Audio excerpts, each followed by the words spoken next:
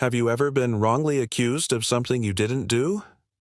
It was a bustling Saturday afternoon at the local grocery store. Sarah, a young black cashier, was working diligently at her register when Mrs. Johnson, an elderly white customer, approached with a cart full of groceries. As Sarah began scanning the items, she had no idea that this ordinary interaction was about to take a shocking turn. Sarah had been working at the store for over a year and was known for her friendly demeanor and dedication to her job. But today, Mrs. Johnson seemed different. Her brows furrowed, as if a heavy thought weighed on her mind. Little did Sarah know, she was about to face an accusation that would rock her world and make her question the very nature of fairness and justice.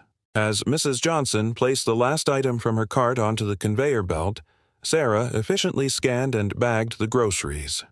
The total flashed on the register's screen, $96.75. Sarah looked up with a smile, expecting the routine exchange of cash or card, but instead she was met with an icy glare. "That can't be right," Mrs. Johnson snapped, her tone laced with suspicion. "I've been watching you. You didn't scan everything." Sarah's smile faltered, confusion washing over her face. "I'm sorry, ma'am. I assure you I scanned each item correctly." Mrs. Johnson leaned forward, her voice lowering to a harsh whisper. "Don't play dumb with me. I saw you slip something into your pocket. You people are always trying to pull fast ones, aren't you?" The words hit Sarah like a slap. Her mouth fell open, shock and disbelief rendering her speechless for a moment. I don't know what you're talking about. I would never.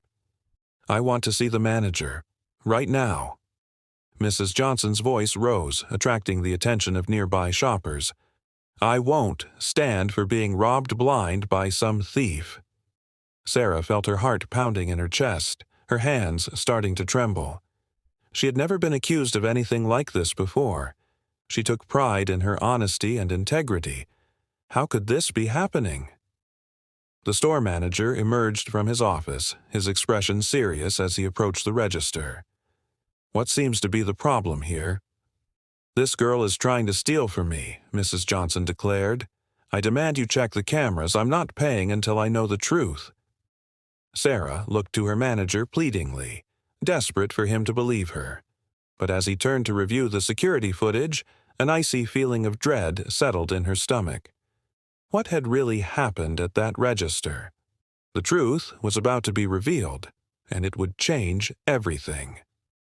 As the manager disappeared into the back room to review the security footage, Sarah felt her world crumbling around her.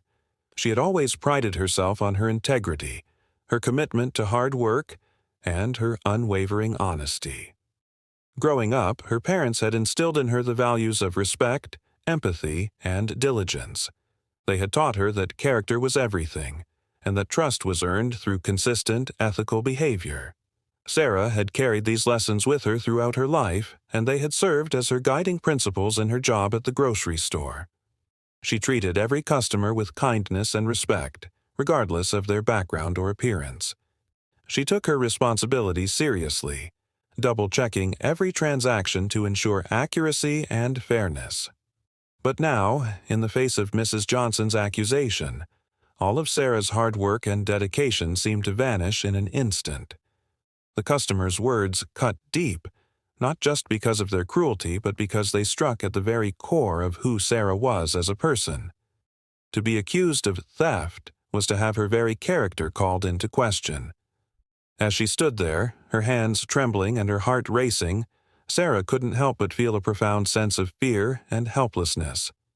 How could she prove her innocence against such a serious accusation? It was her word against Mrs. Johnson's, and in that moment, it seemed like the whole world was ready to believe the worst about her. Sarah thought back to all the time she had gone above and beyond for her customers.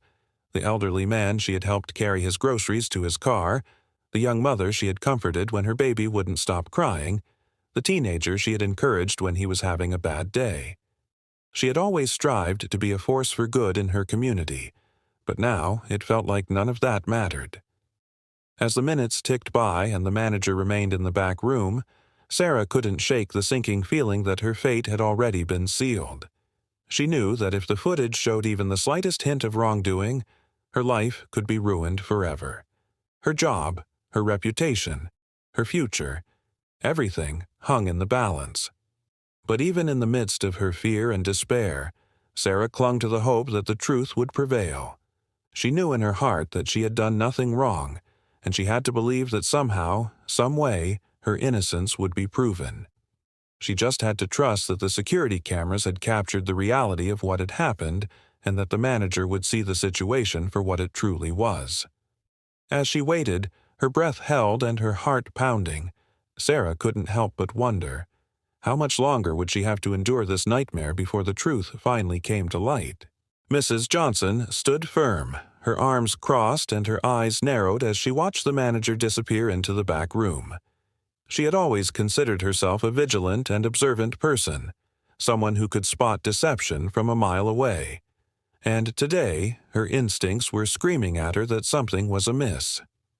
As she replayed the interaction with Sarah in her mind, Mrs. Johnson became more and more convinced that the young cashier had been up to no good. The way she had quickly scanned the items, the slight hesitation in her voice when Mrs. Johnson questioned the total, it all added up to a picture of guilt in her mind. But there was something else gnawing at Mrs. Johnson, a deeper and more insidious suspicion that she couldn't quite shake.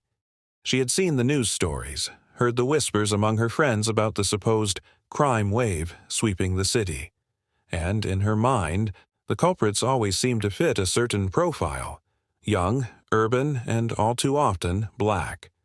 As much as she hated to admit it, even to herself, Mrs. Johnson couldn't help but feel a sense of distrust and unease around people who looked different from her. It was a feeling that had been ingrained in her from a young age, a product of the environment she had grown up in and the media she had consumed.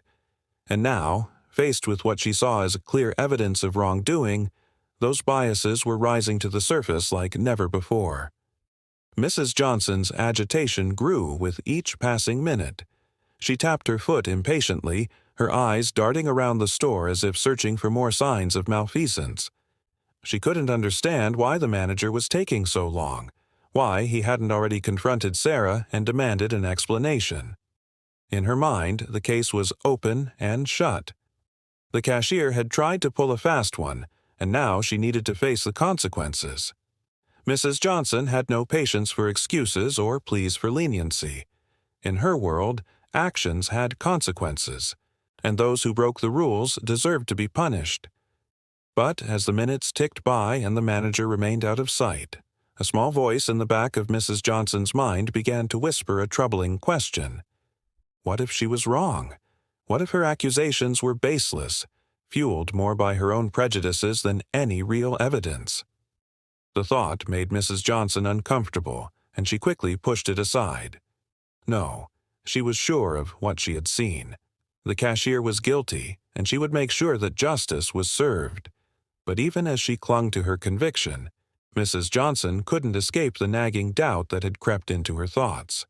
If she was wrong, if Sarah was innocent all along, then the consequences of her accusations could be devastating. A young woman's life could be ruined, her reputation shattered, all because of one customer's misguided suspicions. As the store manager finally emerged from the back room, Mrs. Johnson steeled herself for the confrontation to come. But deep down, a part of her wondered, had she let her own biases cloud her judgment? And if so, what price would an innocent cashier have to pay for her mistake?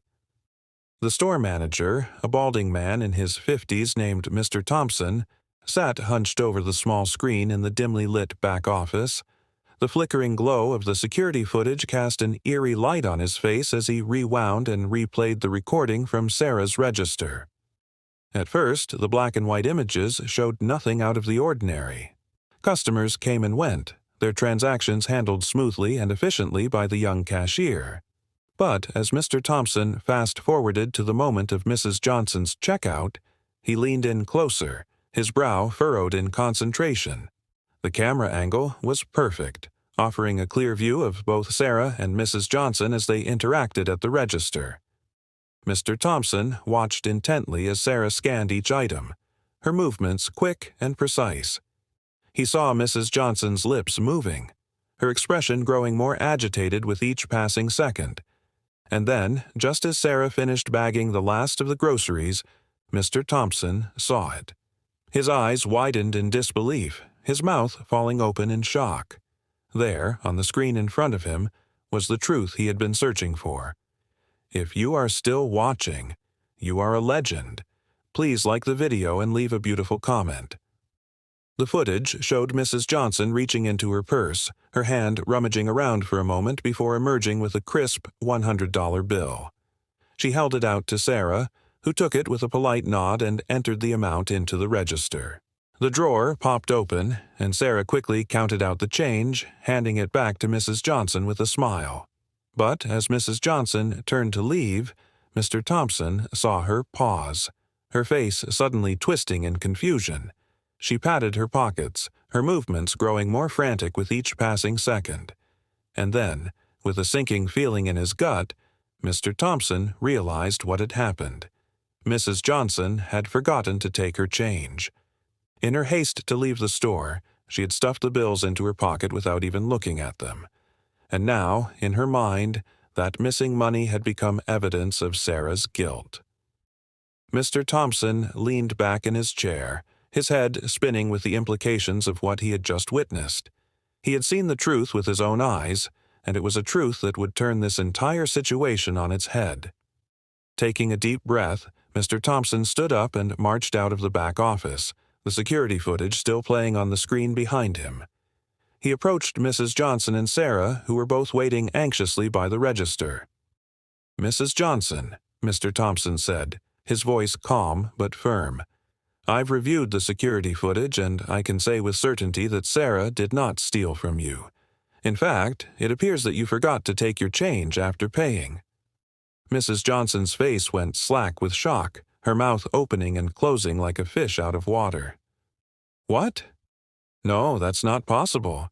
I saw her take something, I know I did." Mr. Thompson shook his head. "I'm sorry, but the footage doesn't lie. Sarah handed you your change, but you didn't take it. It was an honest mistake, but one that could have had serious consequences." As the truth sank in, Mrs. Johnson's face crumpled with shame and embarrassment. She turned to Sarah, her eyes welling up with tears. I don't know what to say. I'm so sorry. I never meant to accuse you like that. I thought—" Sarah, to her credit, simply nodded, her expression one of understanding and compassion. "It's okay, Mrs. Johnson. Misunderstandings happen. I'm just glad we were able to clear things up." And with that, the tension that had been building in the store for the past hour finally began to dissipate. The truth had been revealed, and in the end, it had set them all free. As the reality of the situation sank in, Sarah felt an overwhelming wave of relief wash over her. The weight of the accusation that had been bearing down on her suddenly lifted, replaced by a sense of vindication and gratitude. She had known all along that she was innocent, but to have the truth confirmed by the security footage was a validation she hadn't realized she needed. Mrs. Johnson, meanwhile, was grappling with a complex mix of emotions. Shame, regret, and embarrassment coursed through her as she realized the gravity of her mistake. She had let her biases and assumptions cloud her judgment, and in doing so, she had nearly ruined an innocent young woman's life. With tears in her eyes, Mrs. Johnson turned to Sarah and offered a heartfelt apology. She acknowledged her wrongdoing, her voice trembling as she expressed her deep remorse for the pain and distress she had caused. Sarah, in a display of grace and understanding, accepted the apology with a gentle smile, her own eyes glistening with unshed tears. In that moment, both women realized the importance of evidence and giving others the benefit of the doubt. They had learned a powerful lesson about the dangers of rushing to judgment, of allowing preconceived notions to color their perceptions of others. It was a lesson that would stay with them long after they left the grocery store that day. Sarah and Mrs. Johnson's story is a powerful reminder of the dangers of letting our biases cloud our judgment. It underscores the importance of seeking the truth, even when appearances might suggest otherwise. In a world too often divided by prejudice, we must remember that truth and understanding are the keys to building a more just society. Let this story be a call to action for all of us to examine our own assumptions and strive for fairness in our interactions with others. By doing so, we can work together to create a world where everyone is treated with the respect and dignity they deserve. If this story resonated with you, please like this video and subscribe to our channel. Your support helps us continue creating content that inspires positive change. Together, we can make a difference, one story at a time.